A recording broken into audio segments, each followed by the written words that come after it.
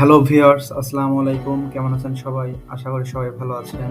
FS সফটওয়্যারের পক্ষ থেকে আমি সৈকত হোসেন আছি আপনাদের সাথে। ক্রোম ব্রাউজার সম্পর্কে অনেকে জানেন, অনেকে জানেন না। তো ক্রোম ব্রাউজার আমরা আজকে এর কিছু গুরুত্বপূর্ণ কাজ দেখব। তো চলুন ভিডিওটি শুরু করা যাক।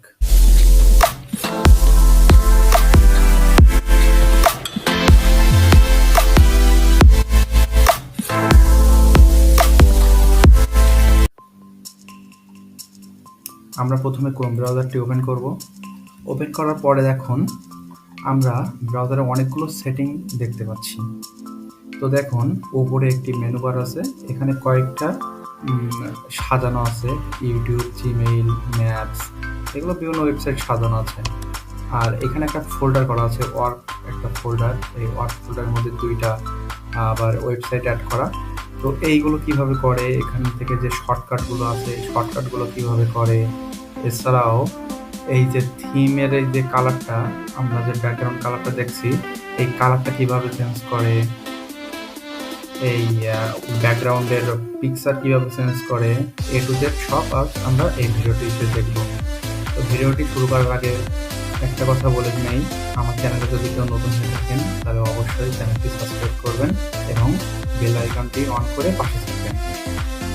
তো আমরা প্রথমে দেখে নেই এই যে উপরে যে একটি মেনু বার দেখতে পাচ্ছেন, এই মেনু বারের উপরে যেগুলো অ্যাড করা আছে, জিমেইল, ইউটিউব, ম্যাপস, এগুলো কিভাবে অ্যাড করা যায়।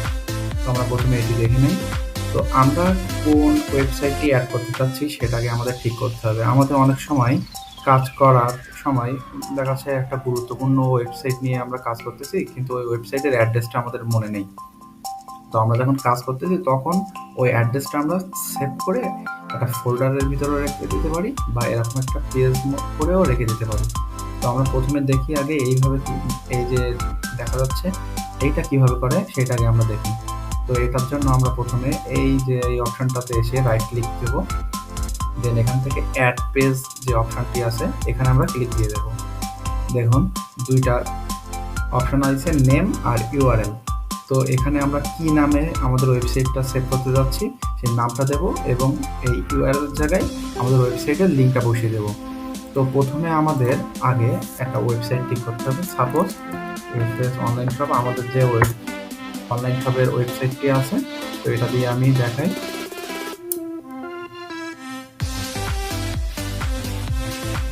তো এইটা হচ্ছে আমাদের ওয়েবসাইটের লিঙ্ক।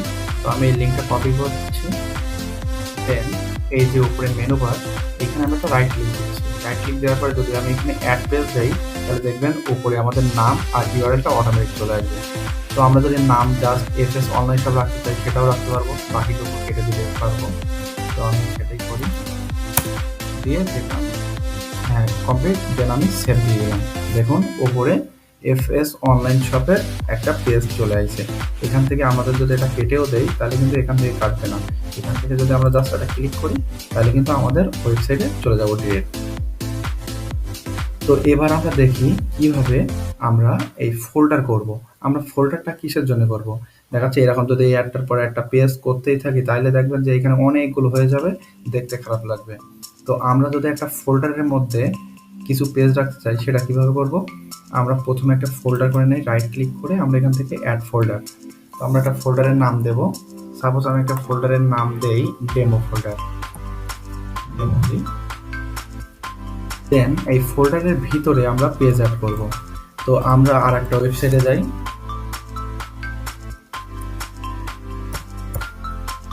বা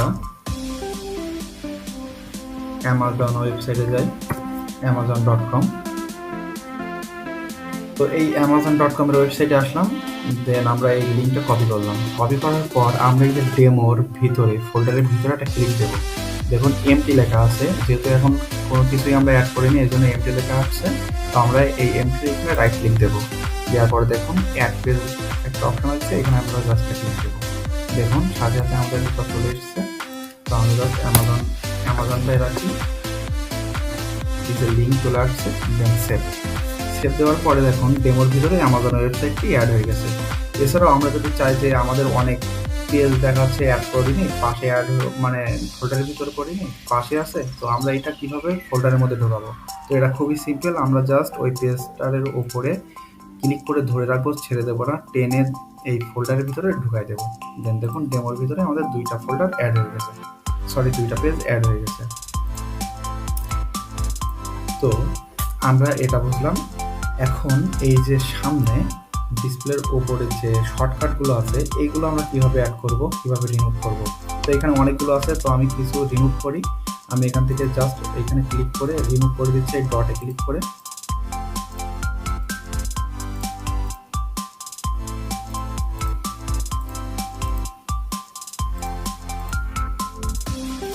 দেখুন এখানে অ্যাড শর্টকাটের যে আইকনটা আছে, আমরা এই আইকনটিতে ক্লিক করব। তার আগে আমরা আসলে এই শর্টকাট মেনুতে কি অ্যাড করতে যাচ্ছি সেটা আগে আমাদের সিলেক্ট করতে হবে। তো আমি সাপোজ আবারও আমাদের অনলাইন শপের লিঙ্কটা কপি করে নেই। কপি করার পর আমি এখান থেকে অ্যাড শর্টকাটে ক্লিক করলাম। শর্টকাটে ক্লিক করার পরে আমাদের এখানে নেম চাচ্ছে যে আমরা কোন নামটা ডিসপ্লে করতে যাচ্ছি। তো আমি এখানে এস অনলাইন শপ লিখবো, দেন নিজে ইউআরএলটা পেস্ট করে দেবো, দিয়ে ডান। দেখুন আমাদের অনলাইন শপের যে ওয়েবসাইট সেটা শর্টকাটে অ্যাড হয়ে গেছে। তো আমরা কীভাবে শর্টকাটে অ্যাড করব এটা সবাই বুঝতে পারলেন।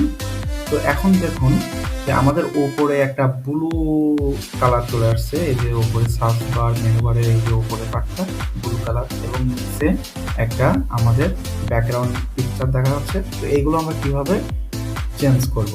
তো তার জন্য দেখুন এই কর্নারে একটা আইকন আছে, এইখান থেকে এডিট আইকন কাস্টমাইজ, এইখানে ক্লিক করব। ক্লিক করার পরে দেখুন ব্যাকগ্রাউন্ড নামে একটা অপশন আছে। তো আমরা এখান থেকে যে কোনো একটা কালার সিলেক্ট করে দিতে পারি, বা যে কোনো একটা ব্যাকগ্রাউন্ড ইমেজ সিলেক্ট করে দিতে পারি।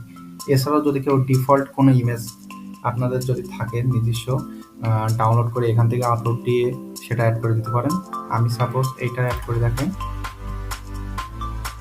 আমি সাপোজ এটা অ্যাড করে দিলাম, ডান। দেখুন আমাদের কিন্তু ব্যাকগ্রাউন্ড ইমেজটা চেঞ্জ হয়ে গেছে। এখন দেখেন উপরে যে একটা ব্লু কালারের যে আর কি মেনু বারের যে কালার, এই কালারটা যদি আমরা চেঞ্জ করতে চাই তাহলে আবার আমরা এডিট অপশনে যাব, কাস্টমাইজ অপশনে যাব, দেন এখানে কালার অ্যান্ড থিম এখানে ক্লিক করব। এখানে ক্লিক করার পরে দেখুন আমার এখান থেকে ডার্কগুলো সিলেক্ট করা আছে।